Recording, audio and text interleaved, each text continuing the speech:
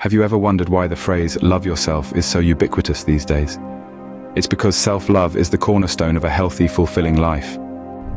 Picture this. There was once a young man named Tom. Tom was always eager to please others. He'd go out of his way to help, often neglecting his own needs in the process. He thought that by doing so, he would earn their love and acceptance. But over time, Tom began to feel drained and unappreciated. He realized that no matter how much he did for others, it would never be enough to fill the void within him. Then there was Sarah, a talented artist who was highly critical of herself. She could never see the beauty in her creations, always focusing on the imperfections. She compared her work to others, which only fueled her self-doubt and hindered her creativity. Both Tom and Sarah had one thing in common: a lack of self-love. They were looking for validation and acceptance from the outside world, failing to realize that what they sought could only be found within themselves. It took a lot of soul-searching and introspection, but Tom eventually realized that he was enough just as he was. He didn't need to prove his worth to anyone.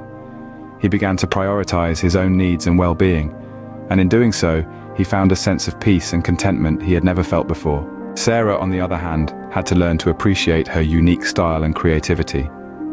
She started to see the beauty in her imperfections and understood that they were what made her art unique.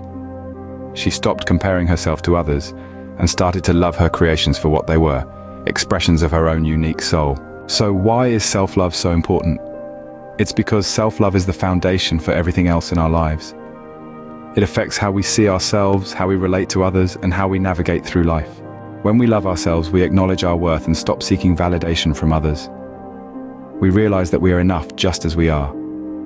This doesn't mean that we stop striving to be better or stop setting goals for ourselves. Rather, it means that we pursue these goals not out of a sense of lack, but out of a desire to grow and evolve. When we love ourselves, we are kinder to ourselves. We stop the harsh self-criticism and start treating ourselves with compassion. We understand that we are human and that it's okay to make mistakes. We learn from these mistakes and use them as stepping stones for growth. When we love ourselves, we set boundaries. We don't allow others to treat us poorly or take advantage of us. We understand that we deserve respect and kindness just like everyone else. Self-love is not about being selfish or narcissistic. It's about acknowledging our worth and taking care of our own needs. It's about being kind to ourselves and treating ourselves with the same compassion and respect that we extend to others. Remember Tom and Sarah? Their stories illustrate the transformative power of self-love. They both found peace and contentment not by seeking validation from others, but by learning to love and accept themselves. In conclusion, self-love is not a destination, but a journey. It's a lifelong process of growth and evolution.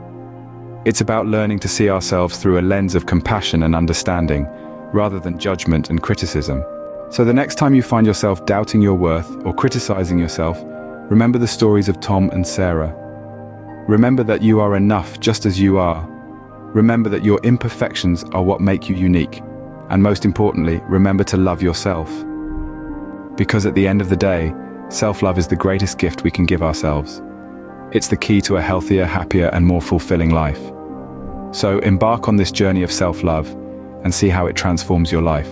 And that, my friends, is the power of self-love. It's time you discovered it for yourself.